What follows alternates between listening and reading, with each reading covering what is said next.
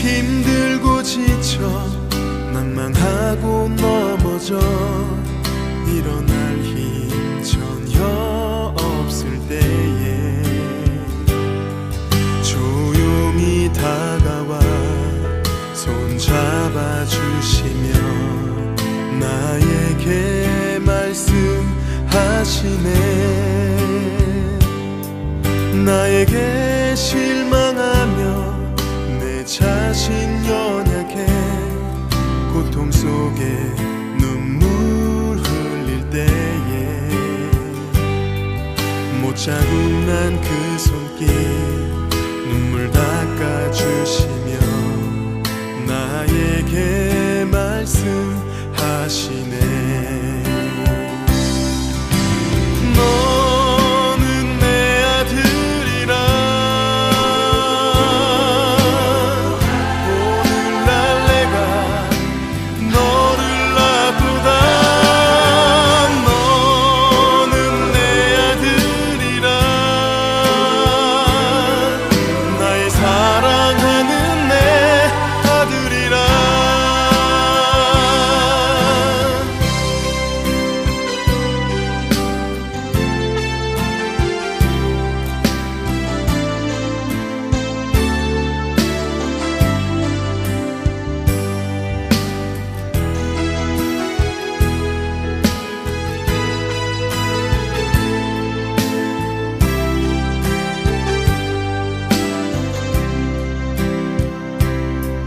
나에게 실망하며 내 자신 연약해 고통 속에 눈물 흘릴 때에 못 자국난 그 손길 눈물 닦아주시며 나에게 말씀하시네. 너는 내 아들이라 오늘날 내가 너를 낳고다. 너는 내 아들이라 나의 사랑하는 내 아들이라. 언제나 변함없이 너는 내 아들이라. 나의 십자가 고통 내 산의 그 고통으로 내가 너를 낳았으니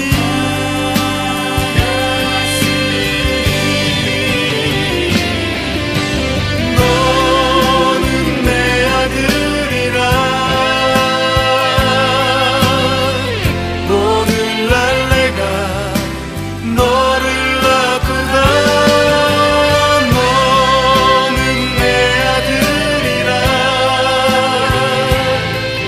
나의 사랑하는 내 아들이라. 너는 내 아들이라 오늘날 내가 너를 낳고다. 너는 내 아들이라 나의 사랑하는 내 아들이라. 나의 사랑하는 내 아들이라.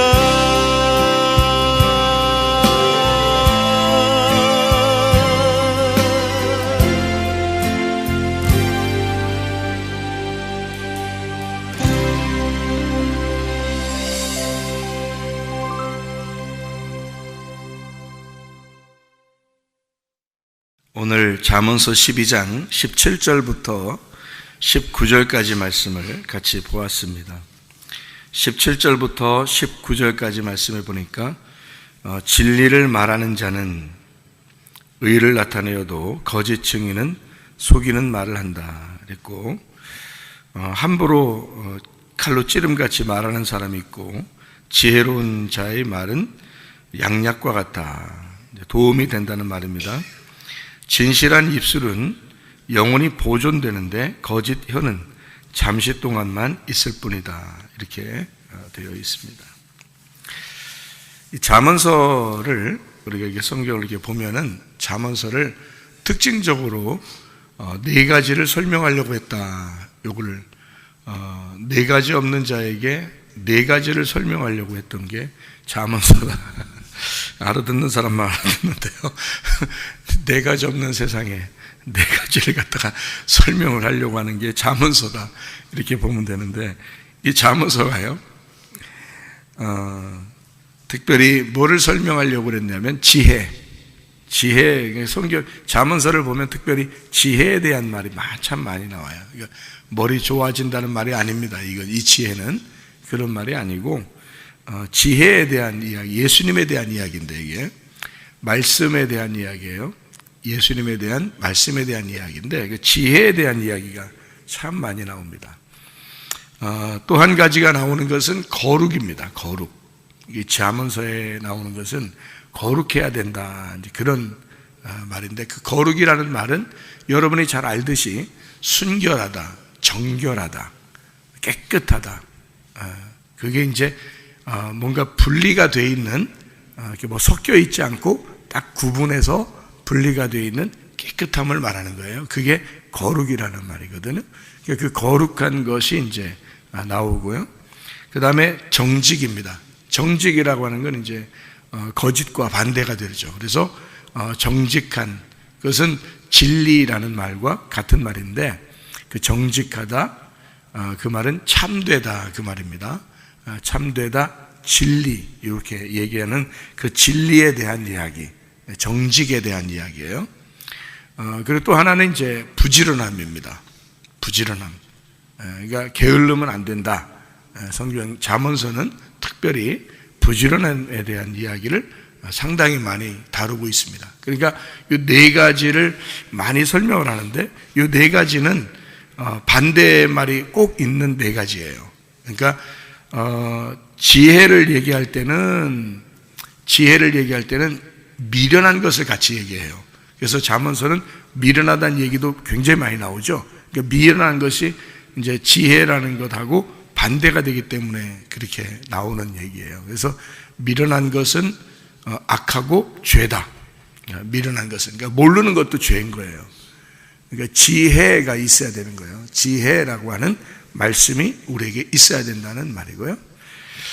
거룩이라는 말을 쓰려고 하니까 그 거룩이라는 말의 반대말이 또 잠언서에 나와야 되는 거죠. 그래서 음란이라는 말이 많이 나옵니다. 이 잠언서에는. 그러니까 음란, 음행, 간음, 음란한 여자, 음녀, 이런 얘기들이 상당히 많이 나오는 것은 그 거룩한 신부에 대한 이야기를 하고 싶어서 그런 거예요. 그러니까 거룩한 것에 대해서 얘기하고 싶으니까, 깨끗한 것에 대해서 얘기하고 싶으니까 더럽다, 이거를 얘기해야 돼서 잠언서에는 음행 또는 음란, 음녀, 이런 것들이 이제 같이 많이 나오는 얘기가 있습니다. 잠언서는요. 또 하나는 이제 정직인데, 이 정직이라는 말을 진리, 참되다라고 얘기하고 싶으니까 거짓을 얘기해요. 그래서 거짓말한다, 거짓한다, 이런 거예요. 그러니까 오늘 이런 말도 똑같은 말들이죠. 거짓은 오래가지 못한다, 진리는 영원하다, 그런 이야기죠. 그런가 하면 이제 또 부지런함에 대한 이야기를 하니까 게으른 것에 대해서 얘기하는데, 게을름이 악한 거예요. 게으른 것이. 그러니까 부지런해야 된다. 그것을 잠언서에서 이야기를 많이 하고 있습니다. 그래서 이런 네 가지, 특별히 지혜, 거룩, 정직, 부지런함, 이것은 우리의 생활도 아주 중요한, 생활 가운데서도 아주 중요한 우리의 규범이죠. 이 네 가지가요. 그래서 그런 그 네 가지를 잘 지켜서 행하도록 하기 위해서 잠언서가 있는데, 이 잠언서는 특별히 우리가 생각할 때는 잠언서 그러면 한 가지를 주로 생각해서 머리가 좋아진다, 또는 지혜로워진다, 뭐 이런 생각을 해가지고 잠언서를 읽는 사람들이 꽤 있습니다. 근데 그렇지 않고 잠언서는 이런 네 가지를 특별히 알고서 쓴 것이다.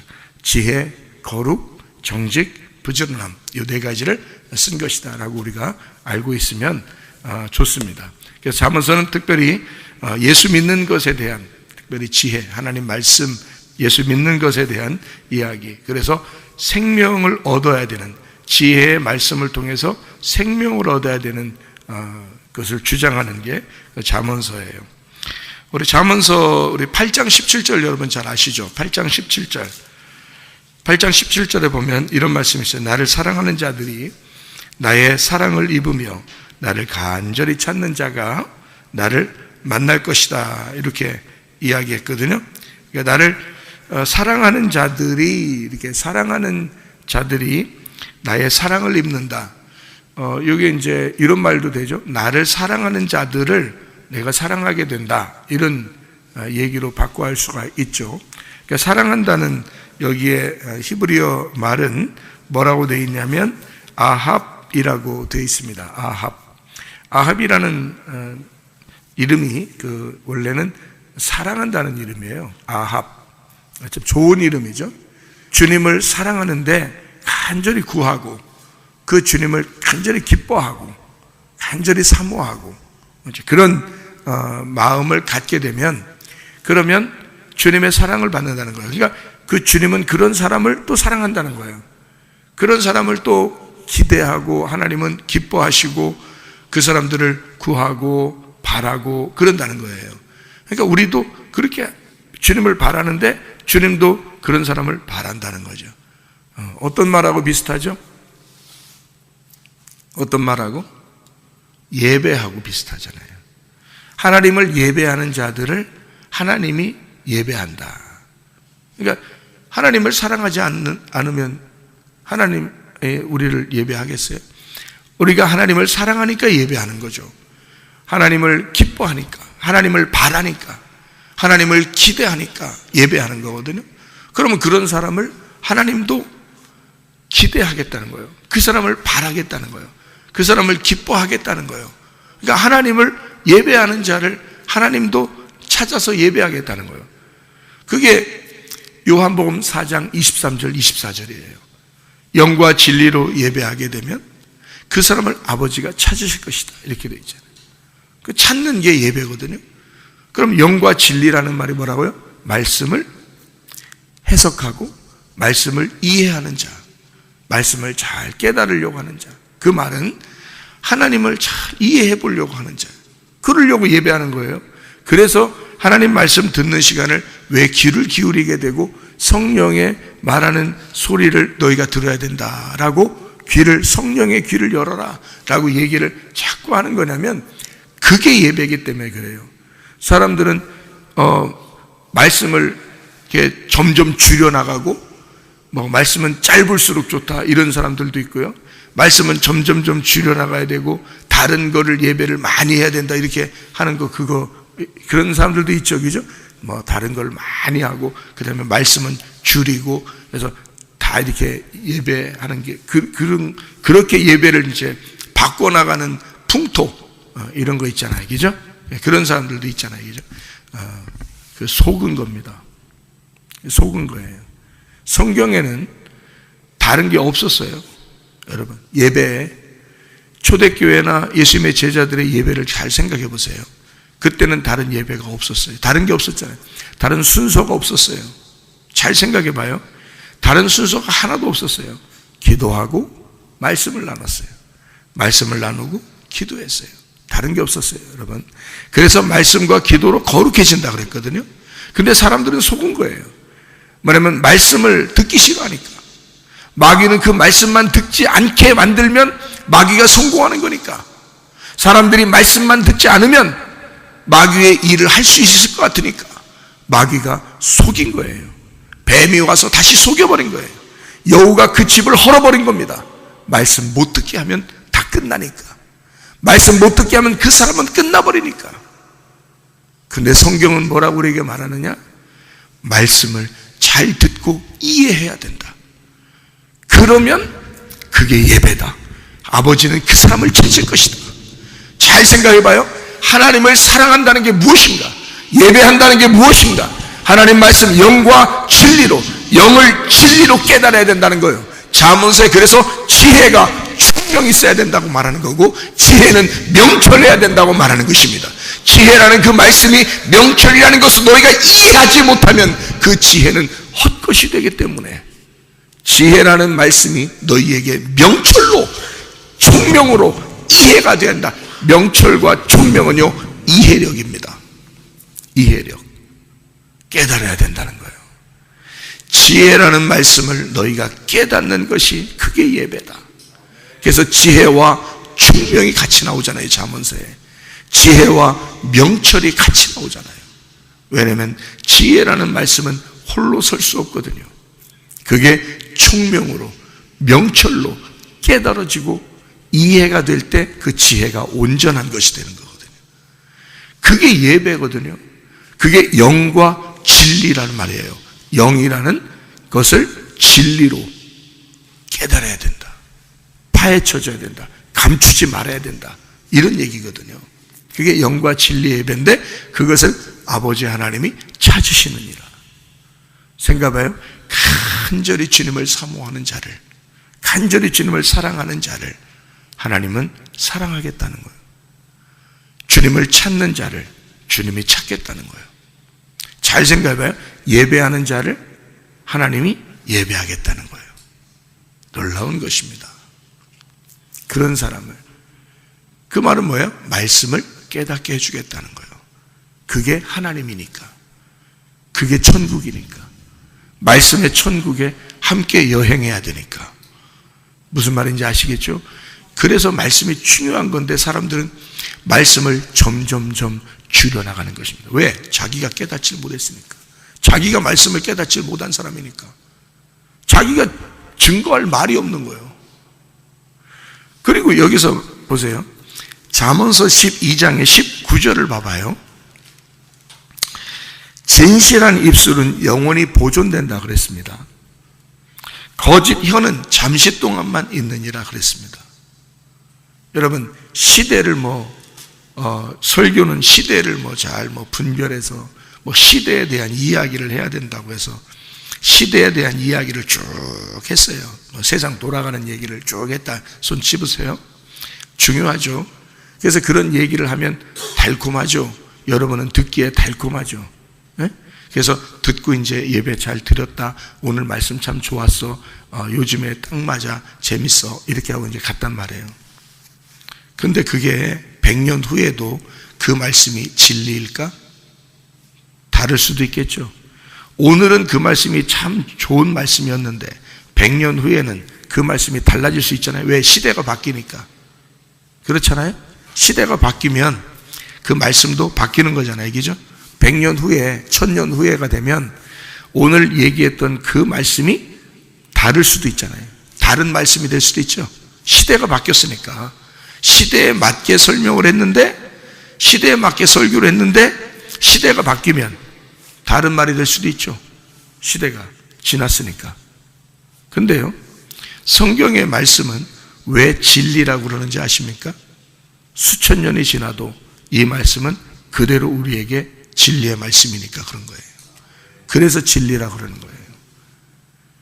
오늘 여기서 말하는, 오늘 잠언서 12장의 17절부터 19절까지의 말을 오늘 제가 여기서 설명하는 이 말이 시대에 맞는다고 달콤하게 여러분의 귀에 맞게 이야기하는 것이 아니라 100년 후에 이 말을 똑같이, 이 말이 참 놀라워, 여기 성경에 딱 맞는 말씀이야 라고 100년 후에도 똑같은 말씀이 돼야 되고 1000년 후에 들어도 똑같은 말씀이 돼야 돼요. 이것이. 그래서 기록을 하는 겁니다. 이게 100년 후에 들어봐라. 이 말씀이, 오늘 이 말씀이 그 100년 후에 들어도 그 해석인지, 1000년 후에 들어도 그 해석인지를 그때 들어봐라. 그러면 그게 진리다 이 말이에요. 그러니까 바울 사도가 그 당시에, 베드로가, 요한이 그 당시에 설교했던 것이 있을 겁니다. 그죠? 요한이 요한복음만 쓴 게 아니에요. 요한 1서, 2서, 3서도 썼어요. 그죠? 베드로전서, 베드로후서도 베드로가 쓴 거고요. 바울은 또 바울 서신을 에베소, 빌립보, 골로새 다 썼습니다. 그러면 거기서 썼을 때는 다 어디를 기준으로 썼냐면 마태, 마가, 누가, 요한. 마태, 마가, 누가, 요한 복음서를 가지고 기준을 가지고 그걸 해석을 한 거예요. 이 사람들이요. 근데 그거는 수천 년이 지나서 우리가 그 해석을 봐도 똑같은 진리의 말씀이란 말이에요. 복음서에 딱 맞는 말씀이고 구약의 말씀에 딱 맞는 말씀이란 말이에요. 그러니까 구약과 신약을 넘나들면서 창세기부터 요한계시록까지 모두 다 진리의 말씀이 돼야 된다는 거예요. 변함이 없어야 된다는 거예요. 100년 후가 돼도 1000년 후가 돼도 오늘 이렇게 전하는 말씀이 100년 후에 들어도 똑같아야 된다는 거예요. 그러니까 시대에 맞는 얘기를 할 수 없는 거예요. 그건 진리가 아니니까. 그건 거짓이잖아. 잠시 동안만 있는 거잖아요. 그 시대에만 잠깐 있는 거잖아요. 사람들 귀에 잠깐 들리게 하는 거잖아요. 그게 아니라 설교는 진리가 돼야 된다. 그래서 성경을 알게 해줘야 된다는 거예요. 성경을 알게 해주는데 창세기부터 요한계시록까지 성경을 알게 해주려고 하는 것이 설교라는 거예요. 저는 왜 그러냐? 아니 1000년 전의 설교나 바울의 설교나 베드로의 설교나 내 설교가 같아야 될 거 아닙니까? 그래야 1000년 후에 누군가가 이 설교를 들어도 똑같은 진리의 말씀으로 들어야 될 거 아니겠어요? 생각을 해보세요. 설교자 생각 좀 해보시라고. 여러분이 여러분의 듣는 귀를 생각하는 게 아니라 설교자 생각도 해보시라고요. 어떤 것이 진리의 말씀인지를 생각해 보시라고요. 설교자가 진리의 말씀을 증거하고 싶지 거짓의 말을 증거하고 싶겠습니까?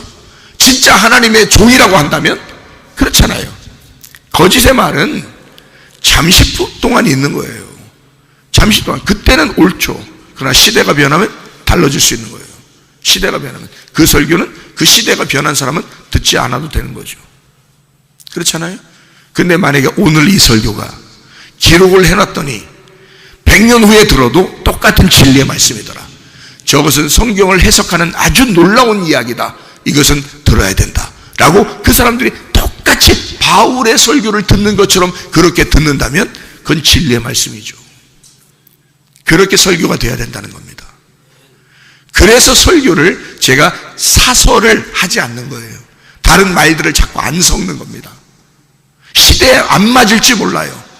그러나 진리의 말씀이란 말입니다. 성경 자체를 가르쳐 준다는 거지. 창세기부터 요한계시록까지 이 성경의 해석을 들으면 영이 진리로 풀어질 것이다. 지혜가 총명으로 풀어질 것이다. 그게 하나님의 종이란 말이에요. 그걸 진리의 말씀을 증거한다 라고 말하는 것입니다. 시대를 따라서 달라지는 게 아니라 그거는 거짓이죠. 왜? 그거는 바뀌니까 그때뿐이다 딱 나오잖아요. 그런데 진리의 말씀은 그렇지 않다. 진실한 것은 그렇지 않다. 진실은 영원하다. 언제나 보존된다. 언제 들어도 똑같다. 그건 시대에 대한 이야기가 아니라 나에 대한 이야기니까. 나를 말하는 거니까. 자, 무슨 말이에요? 주님을 사랑하는 자, 영을 진리로 알게 되는 자, 지혜를 총명으로 알게 되는 자, 그 사람을 하나님은 사랑하신다. 하나님을 사랑하기 때문에 네가 나를 사랑하니까 나도 너를 사랑한다.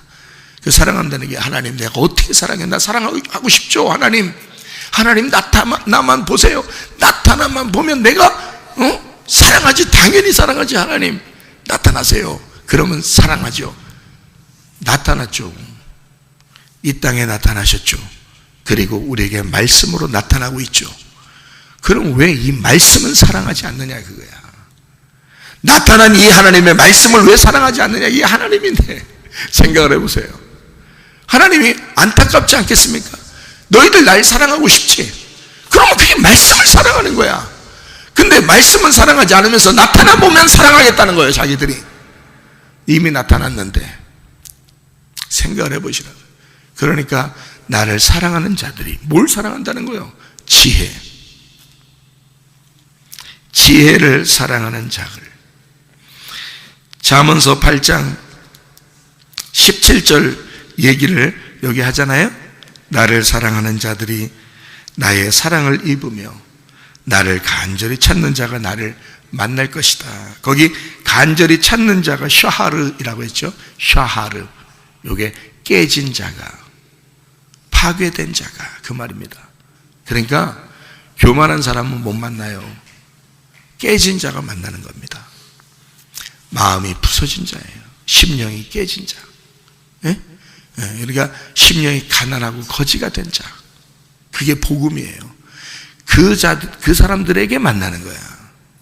그러니까 거지된 자, 마음이 깨진 자, 슬픔이 있는 자, 괴로운 자, 울며 씨를 뿌리는 자, 그 사람은 기쁨으로 거둘 수 있도록 만들어 주신다. 간절히 찾아라. 간절히 찾아라. 네가 깨지고 찾아라, 그 말이잖아요. 너 깨지면 깨진 자에게 내가 너를 찾아올 거야, 그 말이거든요. 그죠? 여기서 누가 얘기했다고 이거를? 잠언 8장 17절을 누가 얘기해요? 누가 얘기했다고 써 있잖아요, 여기. 잠언 8장 17절을 누가 얘기했다고 써놨잖아요, 거기. 예? 나 지혜가 말하기를, 그러잖아요. 나 지혜가 말하기를.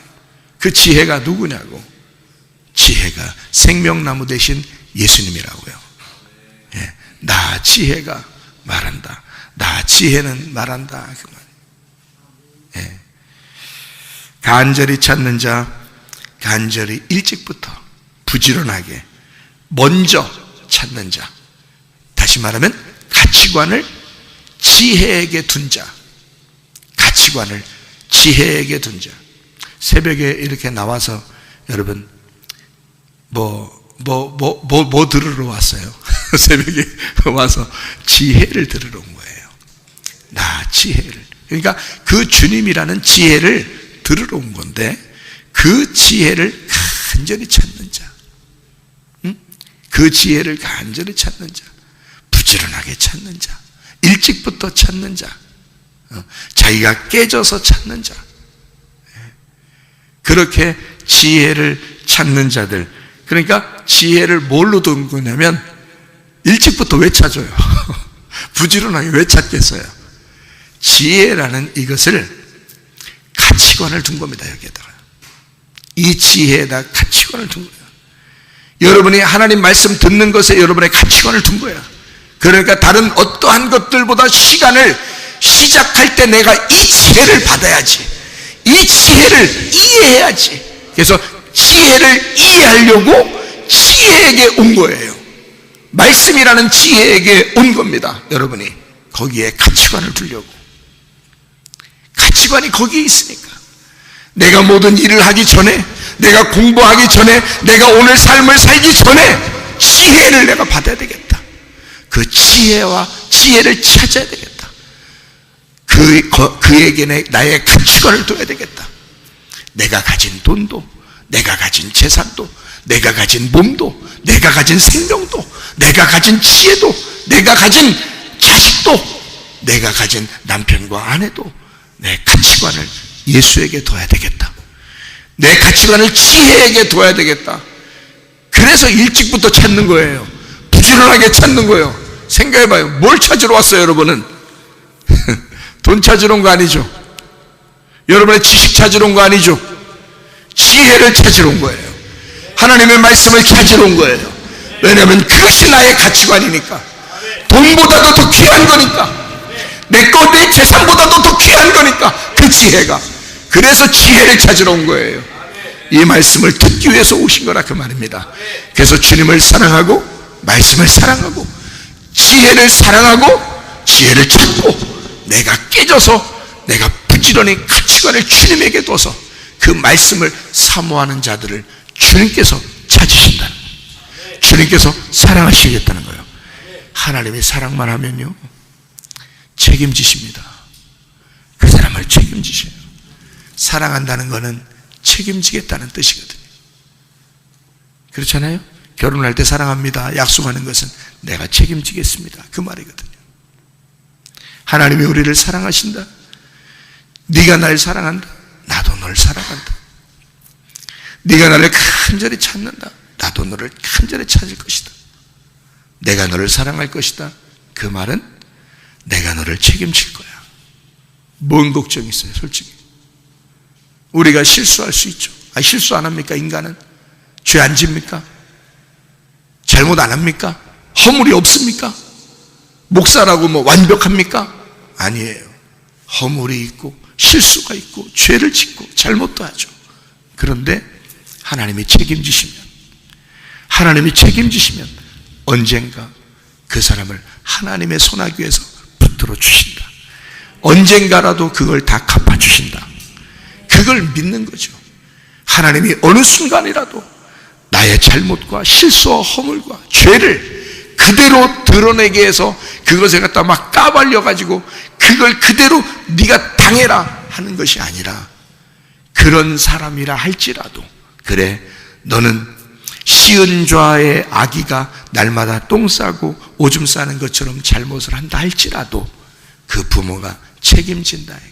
왜? 사랑하니까. 아기를 부모가 사랑하니까 책임진다 이거야. 그걸 치워주면서 또 사랑한다 이거야. 또 치워주면서 또 사랑한다 이거야. 책임감을 누가 가지고 있으니까? 부모가 가지고 있으니까. 우리의 아버지 하나님은 우리에게 부모님이시잖아요. 우리는 죄를 질 수밖에 없고 잘못할 수밖에 없고 허물이 있을 수밖에 없고 실수할 수밖에 없는 우리들인데도 하나님은 그것을 자기가 담당하겠다, 자기가 책임져야 된다고 자기 스스로 생각하시는 거예요. 이건 내가 담당해야 돼, 내가 책임져야 돼, 네가 하는 게 아니야, 내가 책임져야 되거든. 주님이 그냥 책임지시겠다는 거 아니에요. 그거를 기대하는 거, 그거를 바라보는 거, 그거를 소망하는 거, 그게 믿음이요. 그게 믿음이 뭐 있어요? 믿음이 그런 거죠. 주님, 제가 잘못할 수 있죠. 그렇다고 막 잘못하고 돌아다니라는 뜻이 아닙니다. 그런 말이 아니잖아요. 잘못 안 하려고 하죠. 근데 어느 날 보면 또 그것도 잘못해 있고, 어느 날 보면 또 내 실수도 허물도 또 나의 죄도 될 수 있고, 그렇잖아요. 어느 날 보면 잘못 안 하려고 하는데, 그죠? 안 하려고 해야죠. 자꾸 안 하려고 해야 되는데, 근데 그렇게 될 수도 있는데, 그것조차도 주님은 책임지신다. 왜요? 사랑하니까. 그럼 어떤 사람을 사랑한다고? 자기를 사랑하는 자를 사랑한다고. 자기를 간절히 찾는 자를 주님이 찾으시겠다고. 나를 예배하는 자를 주님께서 예배하시겠다고. 그러니까 자기를 예배하는 자를, 자기도 우리를 예배하겠다는 거 아니에요. 그렇잖아요. 그러면 우리가 예배하는 게 뭐냐? 중심이 뭐냐? 지혜가 총명으로, 영이 진리로 그렇게 예배하는 자를 하나님이 예배하신다 했으니 그걸 사랑이라고 여기고 주님은 그를 사랑하면서 책임지겠다 그 말입니다. 그게 영원히 보존되는, 하나님이 그것은 끝까지 지켜야 되겠다. 하나님이 그것을 내가 변함없이 끝까지 지키고 이건 변하지 않을 거야, 이건 끝까지 영원히 보존될 거야. 그게 진리의 말씀이니까, 그게 진리니까, 그게 진실이니까 그것을 하나님은 책임지겠다, 그런 말씀들이잖아요. 자, 잠언서 12장 여기 15절 한번 봐봐요. 미련한 자는 자기 행위를 바른 줄로 여기나 지혜로운 자는 권고를 듣느니라. 미련한 자는 당장 분노를 나타내거니와 슬기로운 자는 수욕을 참느니라. 그러면서 17절부터 19절까지 말씀하고 있는 거예요. 여러분 잘 생각해 보세요. 왜 미련한 자와 지혜로운 자를 비교했죠? 지혜로운 자가 어떤 사람이기 때문에요. 지혜로운 자가 어떤 사람이에요, 여러분? 여러분이 생각할 때는 지혜를 가진 자가 지혜로운 자예요. 지혜를 가진 자가 지혜로운 자라고요. 그럼 미련한 자는요?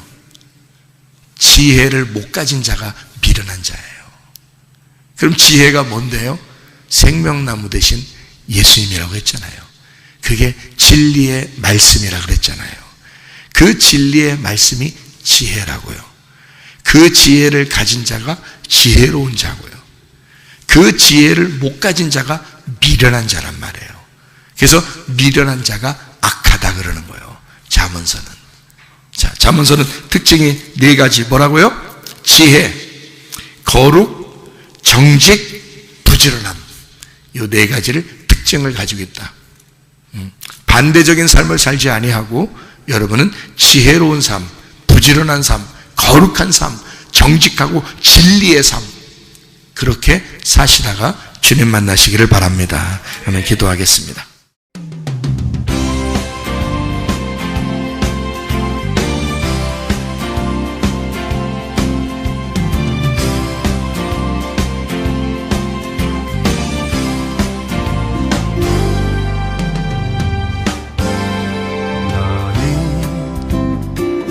담장 너머로 뻗은 나무 가지에 푸른 열매처럼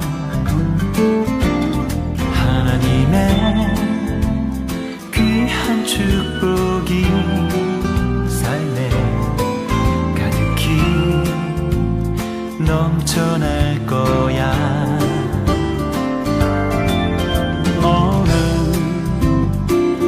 어떤 시련이 와도 능히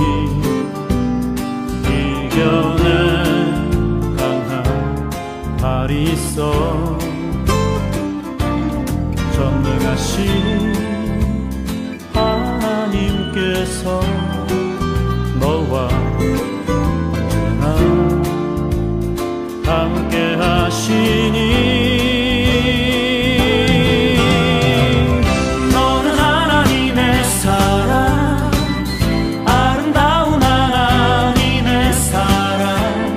나는 널 위해 기도하며 내 길을 축복할 거야. 너는 하나님의 선물, 사랑스러운 하나님의 열매, 주의 품에 꽃 피우는 나무가 되어줘.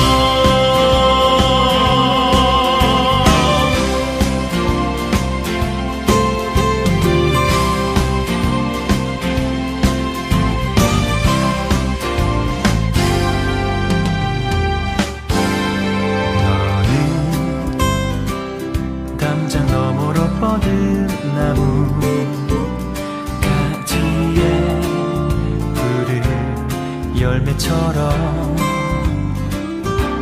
하나님의 귀한 축복이 삶에 가득히 넘쳐날 거야.